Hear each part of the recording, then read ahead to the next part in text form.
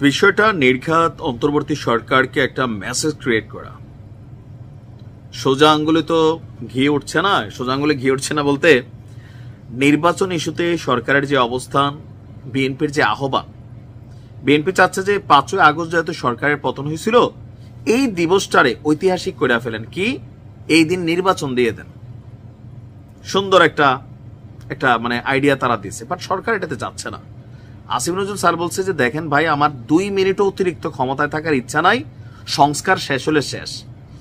BNP বলতেছে সংস্কার খেলার আড়ালে ছাত্রদেরকে দিয়ে আপনারা দল বানাইতেছেন। আমরা সব বুঝতেছি, আগে একটা হুঁশিয়ারি ছিল। মির্জা ফখরুল ইসলাম সম্ভবত জানুয়ারি অথবা লাস্ট ডিসেম্বরটা কথা বলছিলেন যে আবারও 5ই আগস্টের মতন রাজপথে নামতে হবে। ওয়াই?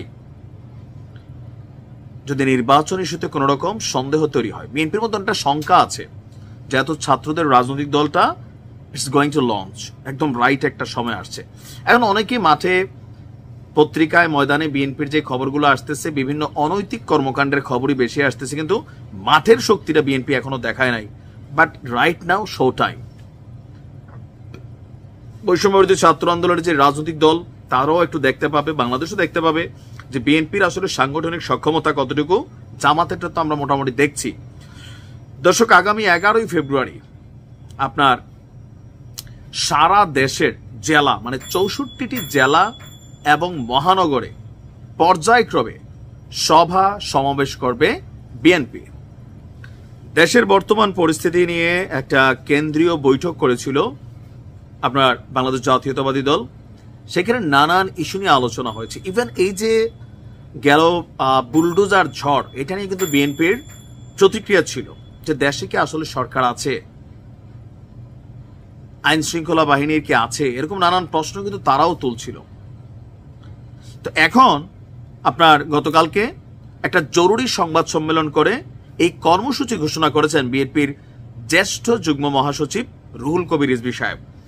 তিনি বলছেন যে 10 দিনের মধ্যে, মানে আগামী 10 দিন সারা বাংলাদেশে শুধু মিছিল, মিটিং, সমাবেশ দেখবেন। জেলায় জেলায়, উপজেলায় প্রত্যেক ভাইয়ের সালাম, গেঞ্জি, টুপি, তারপর মানে একটা উৎসব মুখর পরিবেশ তৈরি হবে, বোঝাই যাচ্ছে। বিকজ এটা বিএনপির শো টাইম। 2 কারণে জরুরি। প্রথমত, বৈষম্য বিরোধীর সাথে তাদের যে রাজনৈতিক সাংগঠনিক সক্ষমতা, যেমন আসিফ স্যার যে ডাক দিলে যে লক্ষ লক্ষ মানুষ চলে আসতেছে, এর বিপরীতে তাদেরও এখন শো টাইম। যদিও বিএনপির সাথে তাদের তুলনাটা আকাশ পাতাল পার্থক্য, তারপরেও মানে স্রোতের হাল যেটা দেখছি, জামাত আমির যেখানে যাচ্ছেন জনসমুদ্র বানাই দিচ্ছেন। এখন যেহেতু দেশে তারেক জিয়া নাই, সো একটা মূল আকর্ষণের যে কেন্দ্রবিন্দু, এটা আপাতত মানে ঘাটতি আছে। বাট তারপরেও তারেক জিয়াকে ছাড়াই যদি বিএনপি একটা বড় ধরনের শোডাউন দিতে পারে, সেটা আরেকটা মেসেজ ক্রিয়েট করবে লোকাল পর্যায়ে। দর্শক, তিনি বলছেন যে আগামী 10 দিনের মধ্যে 64 জেলায় রাজনৈতিক সভা সমাবেশ করবে বিএনপি। আর জাতীয় স্থায়ী কমিটির মানে সিনিয়র সদস্যরা সহ আপনার যারা আছেন তারা এই সমাবেশগুলোতে উপস্থিত থাকবেন। যেহেতু একদম দলের সুপ্রিম লিডার যিনি আছেন বেগম খালেদা জিয়া, জনাব তারেক রহমান, তারা এই মুহূর্তে দেশে নাই।